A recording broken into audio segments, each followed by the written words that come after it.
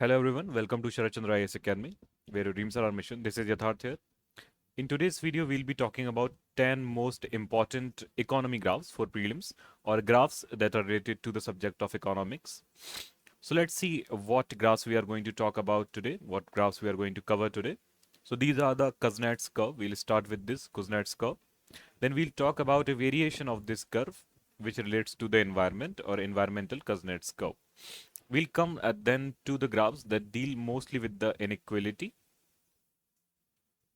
and wealth redistribution. If you remember, we have a lecture about this. Recently, we saw the constitutional aspects of the wealth redistribution, all right, and the basic doctrine and so on. We saw this in the DPSP.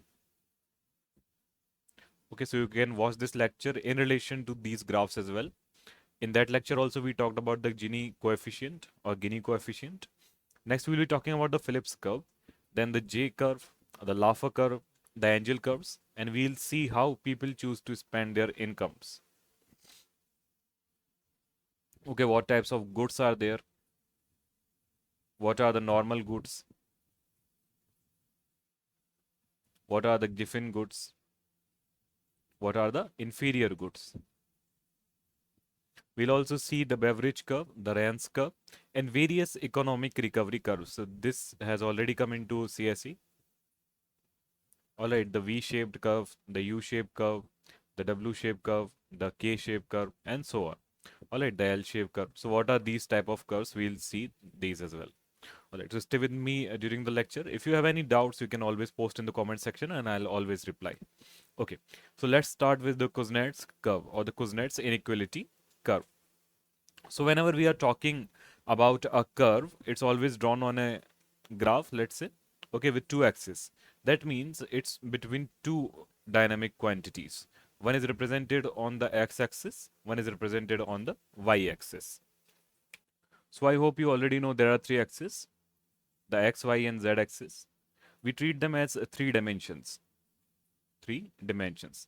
That means if an object, let's say this is an object, and this can exist into three dimensions.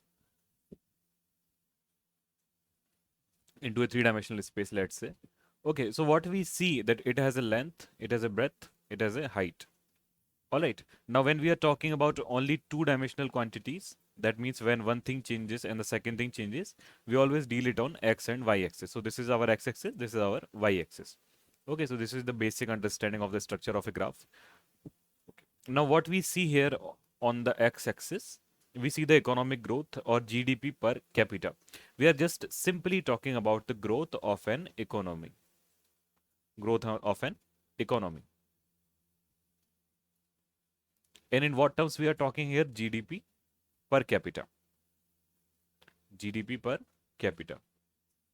That means it is also considering a part of the population in the growth.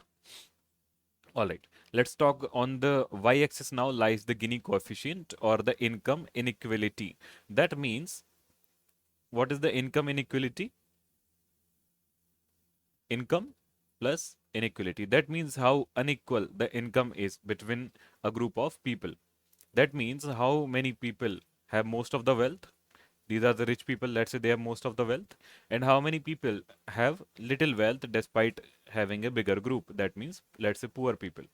So if this is more, then the Gini coefficient is also more. We'll be talking about the Gini coefficient later. Right now, let's just see this graph. So we see that the increasing inequality is displayed by an increasing quantity on the y-axis in the graph.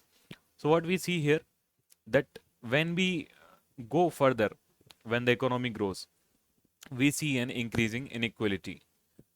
Increasing inequality. That means rich people keep getting richer. Rich people keep getting wealthier. And the poor people keep getting poorer. All right. Now this is a turning point. And further down, what happens? That the inequality is restored. Inequality is restored. So where is India in this graph? We can say, okay, it is right now possibly here. So we can expect the inequality to go down as we move in time and the GDP grows even further because of the government programs, government spending, or multiple programs that restore the equality between the population.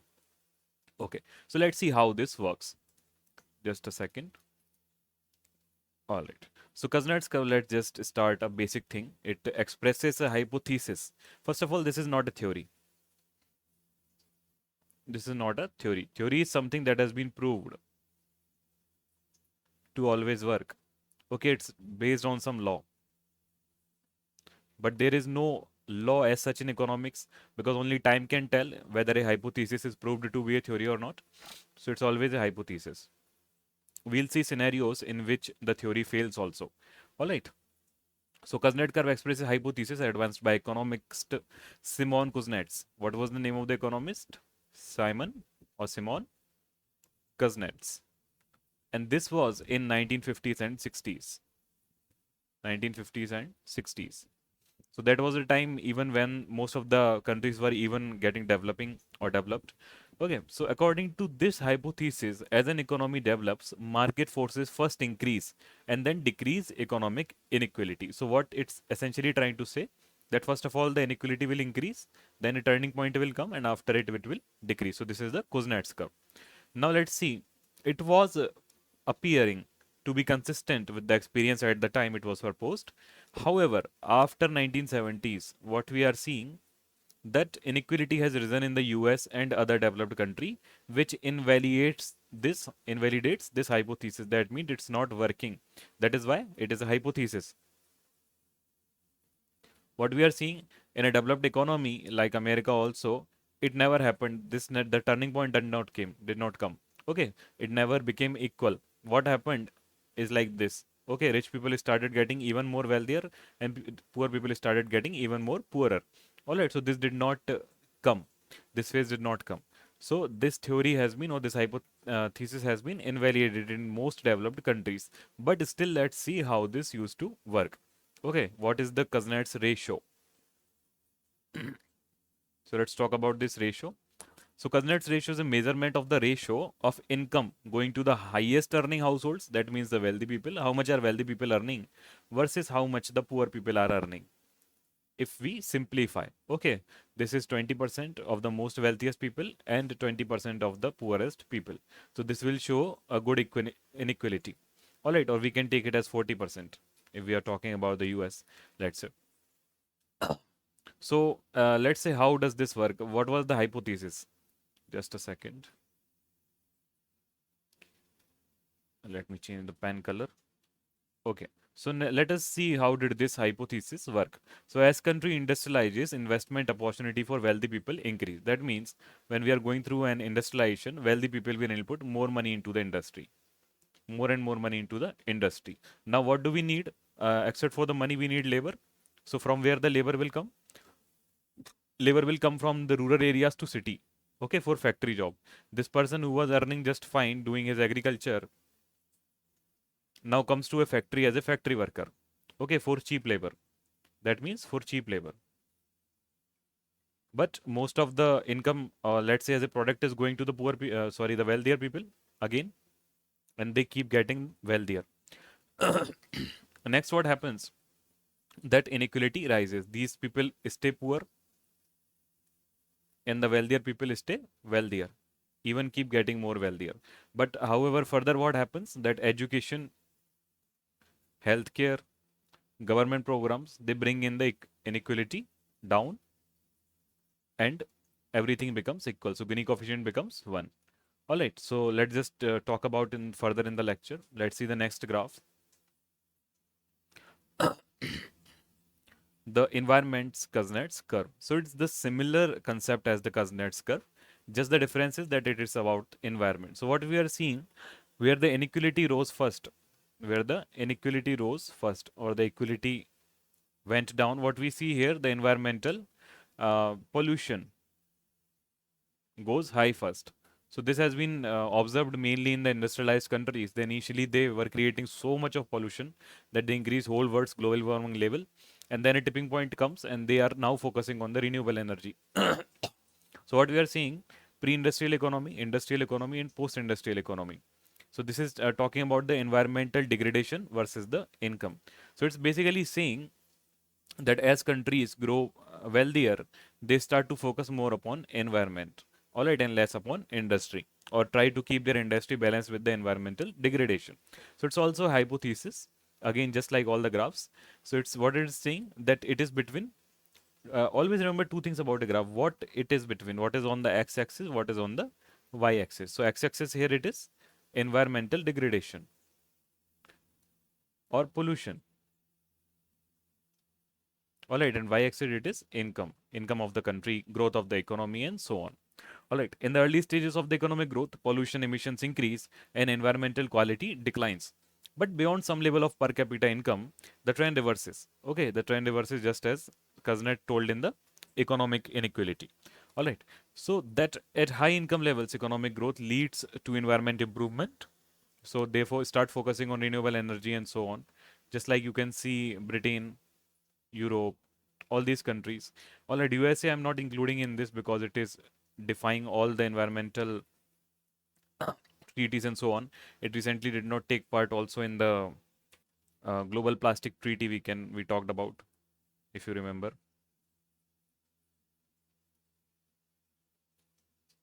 Okay, so USA I'm not talking about, but all the developed countries, they are focusing more and more on the renewable energy. So India, we cannot say it is here also. Okay, let's say if we are talking about this, then you can see our net zero goals. When we are saying our net zero goals are here, then we are saying 2070 here for India. Okay, now where are we? We are still here. Okay, because we are saying till 2040 we need to focus on the which energy? Nuclear energy, fossil fuel energy, and so on. Especially the fossil fuel energy we are trying to focus on till 2040 on. So, all right. So a turning point may come at let's say 2050, 60. And in 2070, ultimately, we may be able to reach to net zero goals. Whenever I mention net zero goals, please go back and revise the page on which the net zero goals have been written. That what are our net zero goals? Okay, as per the recently promised. So, what is the shape of both these graphs? Both the Kuznets curve and both the environmental Kuznets curve, they are invert U shaped. Invert U shaped. So please remember this thing. All right. Okay. Next, let's talk about the Lorenz curve. This is the most famous curve, most important curve of the economics. What does it say? Okay, again, we will see what is on the x-axis, what is on the y-axis. So what we see on the x-axis, cumulative share of people from the lowest to highest incomes. Okay, so x, we see that we are arranging people as per their lowest to highest income. Okay, so in the end, we see the wealthier people. In the initially, we see the poorer people. Poor. In the end, we see the wealthy people. Okay, and on the Y side, what we see, cumulative share of the income earned. That means how much money they have. How much money they have. Okay, so if we make this for India, let's say, what we will make? Just a second. Just a second. Let me erase this. Okay, it's not getting erased. We'll not disturb this. Let's just come here. So let's make this for India, okay? So come here and come here. All right. So now here we will arrange who? We'll arrange Adani here. We'll arrange Ambani here. We'll arrange Bidla here. All right, all these people here. Then we'll keep arranging most of the people, let's say upper middle class. We'll now put the middle class people here. And we'll place the poor people here. BPL, ST, SC, OBC, whatever. Okay, we'll place the economically poor people here. Now let's see how much income they have. So these people have very low income. Okay, these people, let's say I'll put it in blue. So these people have very low income. This much income they have. All right. These people have little bit higher income. Okay, these people even have higher income. And these people have the highest income. Okay, despite their smaller size, they have the highest income. So what kind of curve we are seeing? We are seeing this kind of curve. Okay, so this is known as the Lorenz curve. Okay, so what kind of curve we see in an equal type of country? We see this kind of curve. So this is a Lorenz curve. Okay, now imagine, just imagine if everybody had the same money. If everybody had the same money. So what kind of graph we would be getting? This. Okay, and let's see this, this, this, and this. So this kind of graph we would be getting a straight line graph. Okay, so this, just a second. Let's say this is the line of perfect equality. That means as population rises, the income also rises. That means 30% people have 30% money,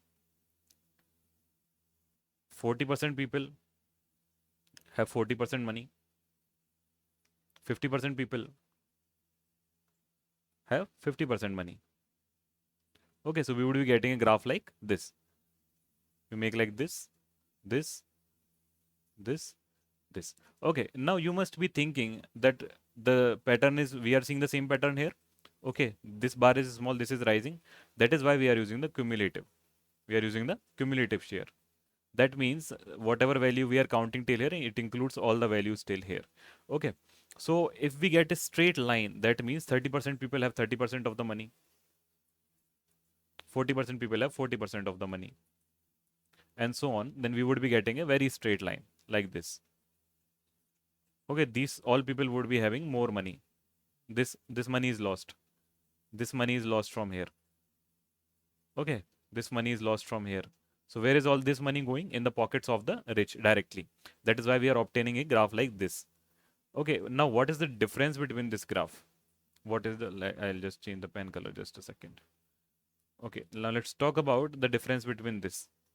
So we are seeing this money is lost and going to the pockets of the rich directly. Okay, so this is our Gini coefficient,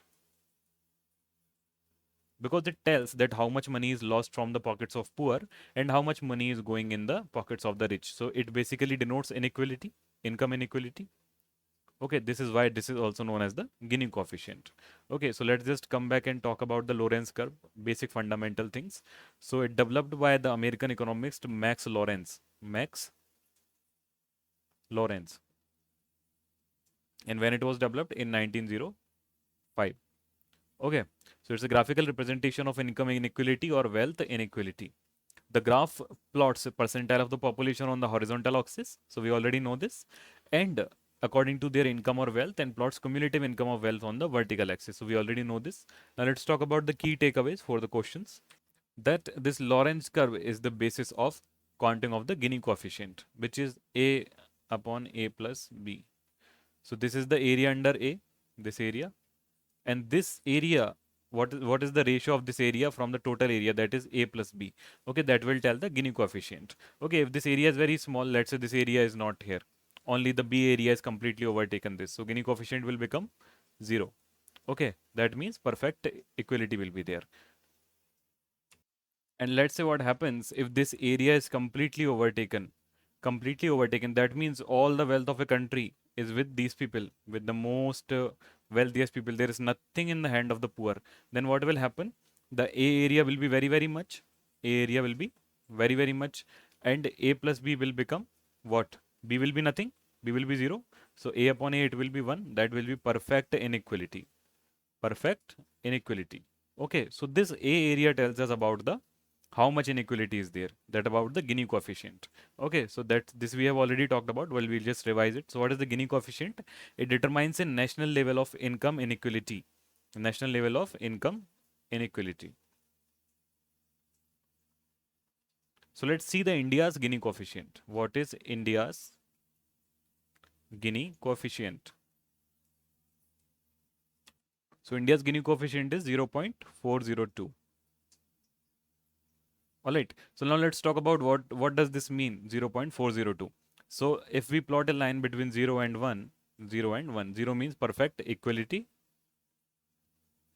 and 1 means perfect inequality.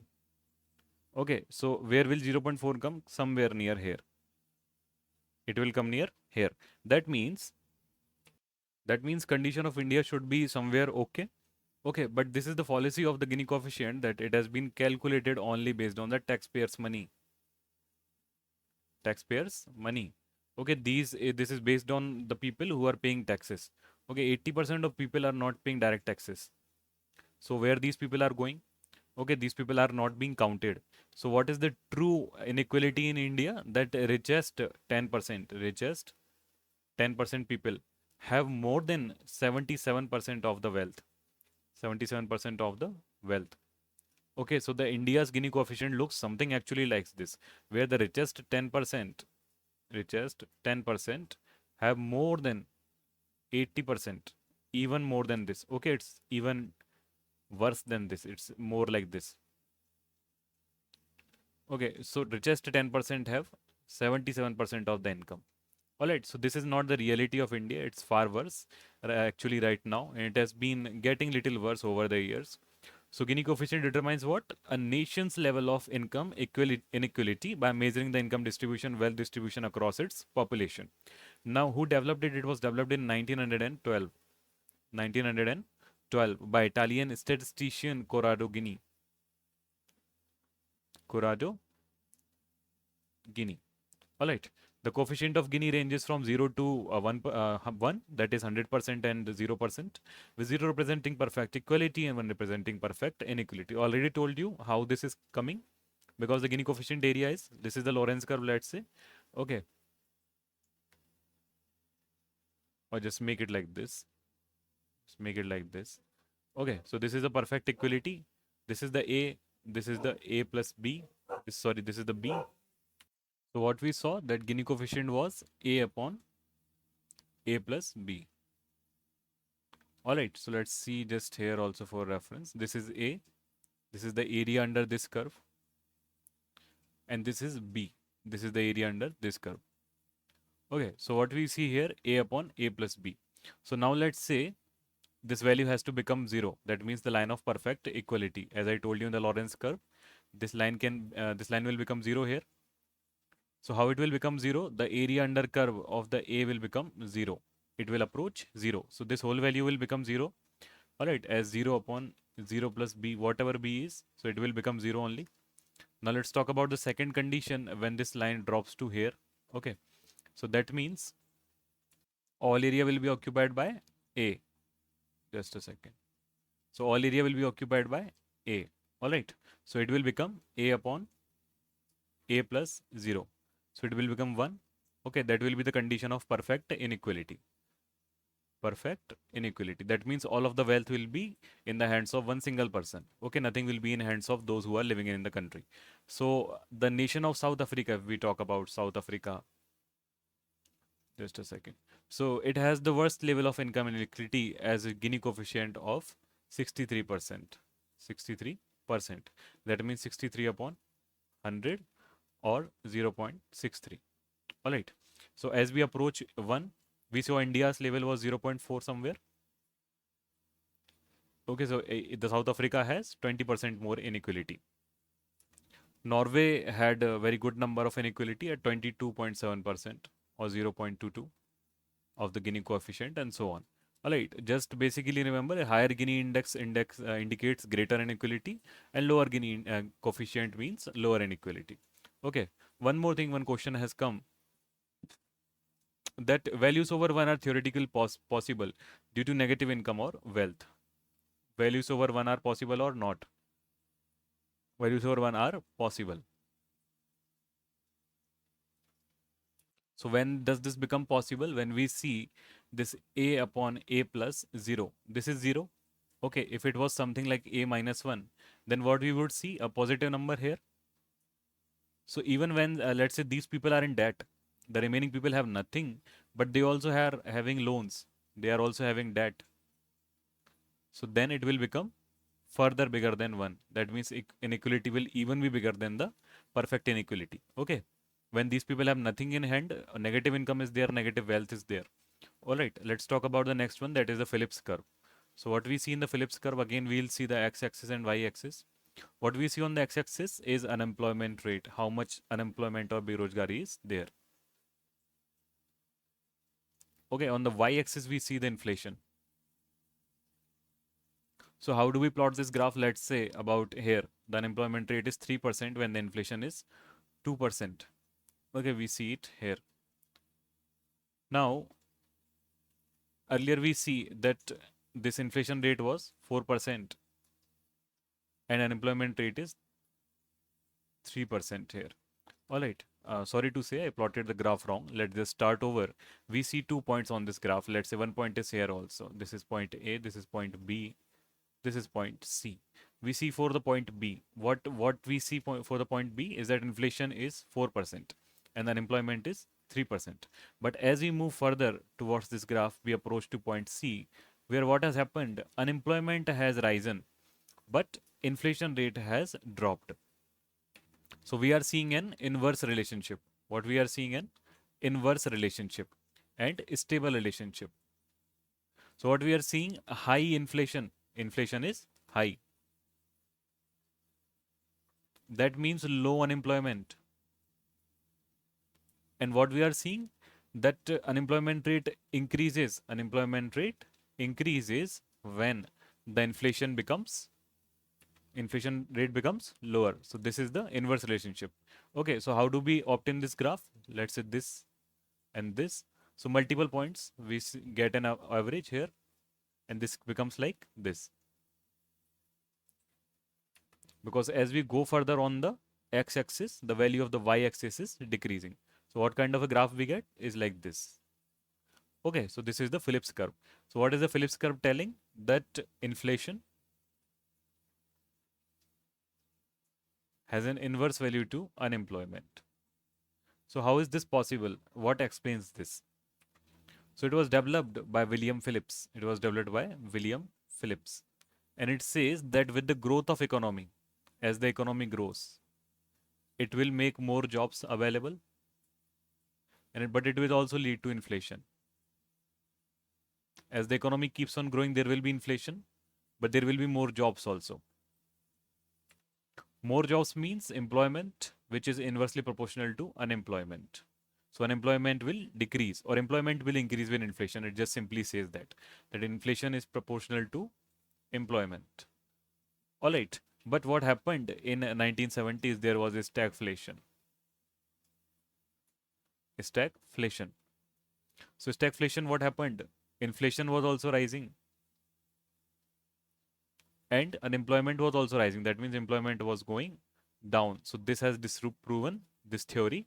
But largely it is true that when an economy grows, the inflation increases, but the employment also increases. So they have an inverse relation between the unemployment and economic growth or inflation. All right, but it is not always true that economic growth will lead to very high inflation or very high job rate. All right, stagflation can also occur. So initially in the 1960s, what was happening? 1916, what was happening? That there is a, let's say, factory. Now this factory wants more product. More product means it has to employ more workers. More workers means more employment plus better salaries, because it wants to keep these workers for more product. And where is this money coming from? This money is coming from the consumers who are paying for the rise in prices of the product. All right. So this is what was happening. Inflation was rising and employment was also rising initially. But this happens initially only. It cannot go on forever, because the demand will someday subside. Okay. Because even if it, no matter how much quantity of sugar is available in the market, even if the prices of sugar keep getting very low, but there is a limit to how much sugar you would like to purchase from the market, right? So very opposite happens when the product quantity in the market reaches a certain point where it does not exceed the demand, and then it has to be sold at very low prices. Sorry, exceeds the demand and then it is sold at very low prices. On the contrary, what happens if the demand is very much and the supply is very low? Then the prices will remain very, very high. Okay, so let's move to the next one, that is J curve. J curve tells about the balance of trade. Balance of trade between, or let's say versus the money devaluation. Okay, so it's talking about something that decreases at first and then suddenly increases. So for this, we need to first understand what is money devaluation. What is money devaluation? Just a second, we'll see. So we talk about the devaluation. That means reduction in the value of something. Reduction in the value of something. So let's talk about rupees versus dollar. Let's take dollar as a reference versus rupees. So hypothetically, if we were to say that one dollar could afford 100 rupees, then if we devalue it, we devalue our rupee. So then what we will be seeing that $1 now can afford 200 rupees because the value has been reduced to half. Value has been reduced to half, 50% of the initial value. Or vice versa, if we say that 100 rupees could afford $1 and now 200 rupees are able to afford $1, that means value has been reduced to half. So what happens after devaluation? What things happen? That import become more expensive. Okay, because let's say you were to import a car. Car was coming for 5,000 USD. So earlier you were having to pay in INR. Let's say you were having to pay 100 rupees. Just for example, of course not 100 rupees. Okay, now you will have to be paying 200 rupees for the same thing. Alright, because your value has been reduced to half. So imports become more expensive. But exports become cheaper. So how exports become cheaper? If you were to export something of 100 rupees. So initially it was being sold in America as $1. Now if you were to export something of 100 rupees again, when the value has been reduced by 50%, it will be sold for $0.5 because $0.5 would be able to afford your 100 rupees. So exports become cheaper. Third thing, import quantity declines. Okay, so import, of course, people will be importing less. So import declines and export quality rises. So current account of balance payment improves and economic growth also improves lastly. Okay, but inflation also rises at first because the imports become cheaper. Okay, so this is what the J curve is explaining, that initially there will be mayhem. Okay, there will be a loss in the current account balance because the imports will become very costly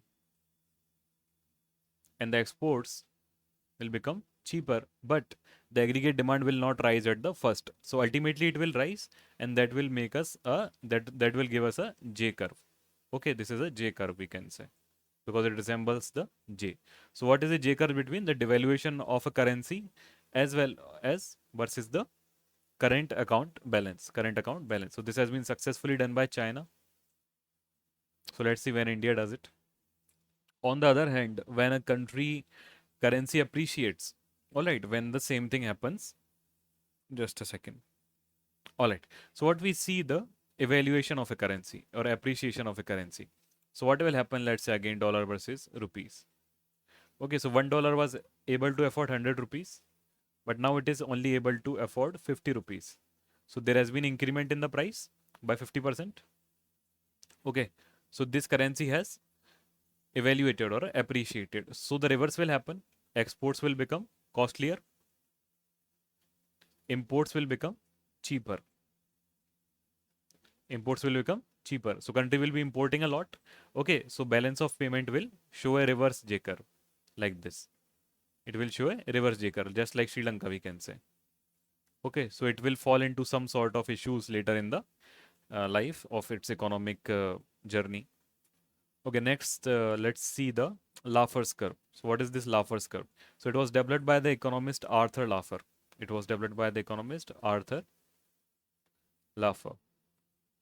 So again, x versus y axis. What is the x axis here? Taxation rate.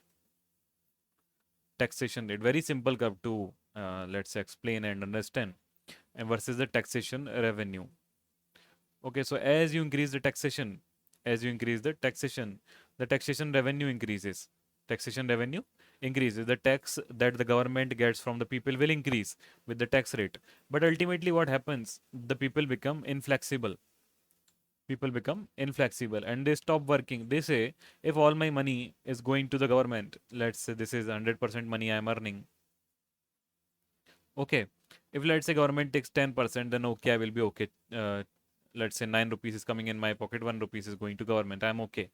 If it becomes 2, 8, I'm still okay. It becomes 7, 3, I'm still okay. No problem. But if it becomes 5, 5, it demotivates me. I'm saying that I am working full time and government is taking half of my money. Okay, I'm not very happy with this. All right, so this is the flexibility. In here, graph can vary. Graph can be like this also. Graph can be like this also. Okay, it depends upon the mood of the people, where people say that we are not flexible further. But usually till 30% it has been seen that people are okay. That means if I am earning 10 rupees and government is taking 3 rupees, I am fairly okay with this. Okay, further than this, people become inflexible. Ultimately, they say what? We want work at all. Neither we will pay tax. Okay, we want work at all. We will just do nothing. Okay, so we will earn nothing. You will also earn nothing. No problem. All right, so this is what happens in the Laffer's curve. So what happens in the Laffer's curve? That there is an optimum tax rate which maximizes total government tax revenue, and a hike in rate beyond the optimal rate would act as a distinctive disincentive for business activities and investment activities. Nobody will invest. Just like you can say Tesla. Okay. You can say Tesla. Tesla is not investing in Indian market because it is saying India's government is taking so much of the tax. India's government is taking so much of the tax. If we insert an automobile which is 100 rupees, okay, from our factory to India, it automatically becomes 180 rupees because India is taking 80 rupees at tax. Okay, then who will purchase? Nobody is ready to purchase. People say we don't want to purchase. Okay, so it's not getting sold in here. However, the real cost is only 100 rupees. So this is the investment opportunity that we are missing because of the high taxation rate. On the other hand, if we say that there is a worker and the tax rate reaches to 80% or 70%, if he is earning 1 lakh rupees per month, okay, so if he is earning 1 lakh rupees per month and if government is taking 70,000 rupees from his pocket while doing nothing, sleeping partner, okay, so he will say I'm earning 30 rupees, 30,000 rupees per month. So what is the benefit? I will just not come to work, do something else. Okay, why should I work this so much? Okay, so this is the Laffer's curve. Very simple. Okay, next let's talk about the angel curve. Okay, so to understand the angel curve, we need to understand three things. That what are type of goods? Okay, what are the type of goods? So we see three, four type of goods. One is the normal goods. One are the normal goods. One are inferior goods. One are the luxury goods.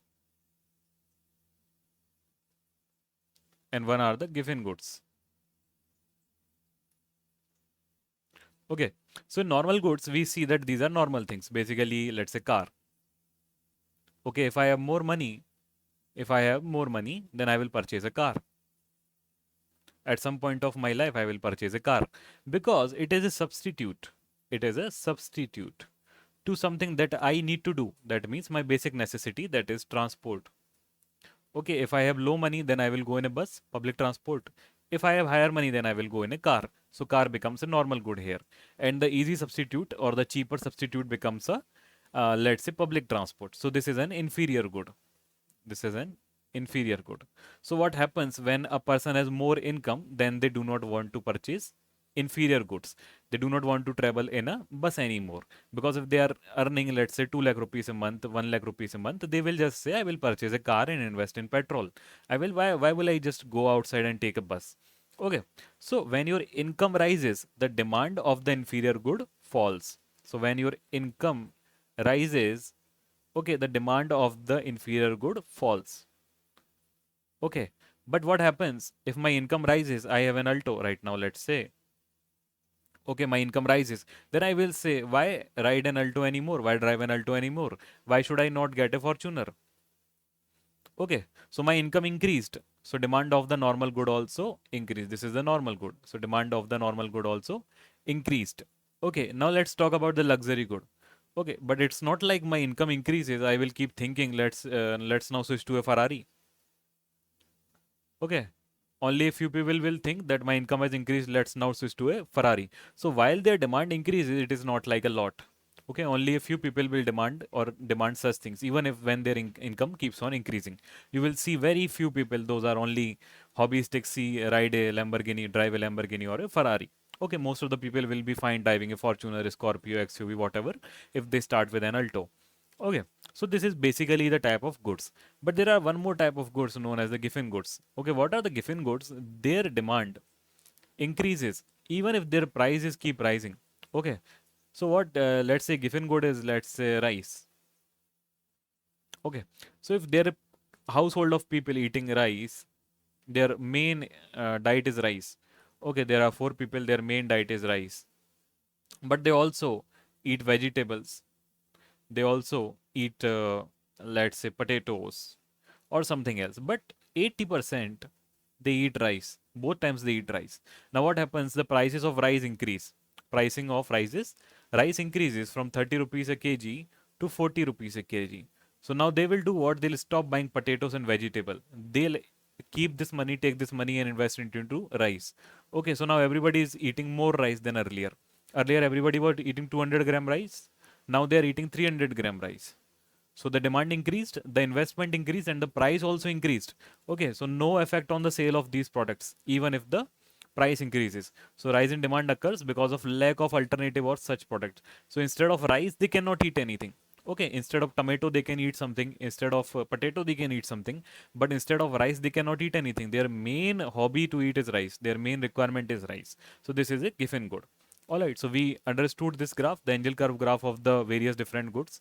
Okay, so now let's talk about the angel curve graph of inferior good between or the normal good. So we already know that the income increasing, the income here was something lesser, something more here. So income increases, the demand increases for a normal good. Okay, here person was riding Splendor, now they are riding a KTM. Okay, but what happens to the inferior good when the income is more? Okay, let's say they were having Nescafe instant coffee they were having of Nescafe. Okay, now their income has risen, so their demand for the inferior good fell. Now here they are having Davidoff coffee. Okay, so this is the difference between the inferior good and the normal good. So what is it showing? This graph, specifically this graph is showing what? That essentially when the person starts to earn, they switch from the inferior good to the normal good more. Alright, the demand of the inferior good falls and the demand of the normal good increases. Alright, so this is basically the angel curve for normal and inferior goods. Okay, now let's come to the next one, that is beverage curve. So what is this beverage curve? So what is the x and y axis again here? X versus y axis. So what is the x axis showing? Unemployment rate. Unemployment rate or inverse of the employment. Inverse of the employment. And then y axis we see what? Job vacancy rate. Job vacancy rate. So what this shows in its normal state as a normal activity. That means it shows that job vacancy rate. So let's plot the graph here on point, let's say A and point B. Okay, so let's point in here. So we see initially the job vacancy were high and unemployment was low. Okay, here we see that job vacancy are low, and unemployment rate increases. Okay, so this is a very normal thing to consider, that of course if there are 1,000 posts, then there are let's say in comparison that there are 2,000 posts. So there are 2,000 people employed, here 1,000 people are employed, here 2,000 people are employed. Okay, so unemployment decreases and the job vacancy increase. So this is an inverse reaction, inverse relation. But what happens when there is an issue in the graph? So what kind of issue can come in this graph? Issue. So there are two types of issues, that despite having job vacancies, despite having 1,000 vacancies, now let's say these 1,000 vacancies are for a journalist or journalists. All right. However, the people who are trying to approach these job vacancies do not have the skill required, do not have the skill required. So now graph will mismatch because they do not have the skill required. Or let's say there are 1,000 vacancies which are basically placing the people in Mexico from India. Okay, now there are multiple people, but they do not want to go to Mexico. Okay, so basically there is a mismatch in the graph. So despite having job vacancy, increment in the job vacancy. Let's say this job vacancies are increasing. Okay, from here, if their let's say initial position was here, now they are here. Okay, job vacancies are increasing, but unemployment is also increasing. Unemployment was first of all, let's say here, and now it is still increasing despite having job vacancy, the increase in the job vacancy. Okay, so this graph is actually going like this. So this is a mismatch in the graph. So issue in the graph. So this is all what we can observe from various large happenings when the economy turns back from a recession and so on. That what is the issue? So right now the issue that we are seeing in India is of the skill mismatch of the low skill people. So there are job vacancies, but the people are not skilled enough to do any job out of the colleges. So that is why we have implemented certain programs. And this graph was developed by William Beveridge. William Beveridge. All right. Next, let's talk about the Rahn curve. So it was proposed in 1996. 1996 by American economist. By American economist. What was the name of this economist? Richard W. Rahn. Now, what is this between? Okay, government. You can see a basic three types of pattern. One is the inverse U-shaped curves. One are the hyperbolic curves. One are this type of curves. So the Laffer's curve. All right. So these type of curves are there, which shows a certain level of flexibility and then the turning point. Okay. So let's just here I'll write it again. 1996 USA Richard Rahn. All right. So what we see, economic performance of a country, and the size of the government or the spending of the government. So what we are seeing here, until a level as the government spends on various different things, whether it is PSU, whether it is industrialization, whether it's infrastructure, whether it is roads, whether it is hospitals, anything. Okay, so then economic performance rises, but after a certain time it decreases. Okay, so after exceeding a certain amount of governmental spending, government taxes and intervention diminish economic performance and growth rates. Okay, so this is also related to the Laffer's curve, because for the government spending, where will it come from? It will come from tax. Okay, so people are not ready to work after a certain amount of tax. Second thing, that government can spend. We'll see two versions of the debate. Two versions. First version is reasons moderate level of government spending will increase economic growth. That means we are seeing till here of the graph. So what we are seeing, that government can spend on infrastructure. So infra will rise. That will nicer the economic performance, such as road, railway. Government can support education initially. All right, which help in increasing labor productivity. And government can spend money to provide law and order situations. Law and order. But what happens after a certain time? Okay, what happens after a certain time? That higher spending requires higher tax. So tax again, people unhappy with the tax. Second, higher government will spending will crowd out the private investment. So private people will say that we have nothing to do in the country. Everything they are doing only. They are taking tax from the people and doing themselves. Okay, so private people will be unhappy. That means the economic performance will go down, because spendment and investment, private spending and investment will both go down. All right. So this we faced in 1991 in economic reforms. Economic reforms. Okay, so many things we removed and gave the private and reduced the tax rate and gave the private people a way. So this was happened. This is what happened with India. So Rand's curve is what happened with India. All right, in 1991. All right, now let's talk simply about the recoveries of the market. Multiple type of recoveries are there: V shape, U shape, L shape, W shape, K shape. Question came on the K shape recovery after the corona.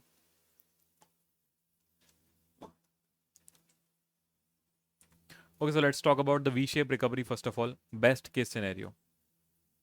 Best case scenario. So economically rebounds certainly after a decline. So there is a decline in economy, it rebounds completely. All right, phase forming a steep V on the graph. Rapid recovery. All right, fueled by the government stimulus package, customer demand. Then we say U-shape recovery. So it's just a version of the V-shape recovery, but slow rise. Okay, slow rise, no problem. Then we see the L-shaped recovery. L-shaped recovery is completely L. Like fall down completely and then no revival. Okay, very bad. Very bad. This is okay. And this is very happy. Alright, now let's talk about the W-shaped recovery. W-shaped recovery.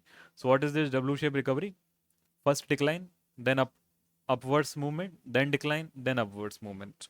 Alright, so brief initial recovery followed by a second dip. So first of all, you will be sad, then you will be happy, you will again be sad, and then you will again be happy. Okay, so there are 3-4 phases. Now K-shaped recovery, very important. K-shaped recovery says that some sectors of the economy will fall and some sectors of the economy will rise quickly. Okay, like this. So this happened in the COVID. What happened? Like hospitals, tourism, and let's say hotel restaurants. So they started uprising quickly. But the secondary sector, agriculture sector, they were primarily down till a long time. So this is what happened in the K-shaped recovery. All right.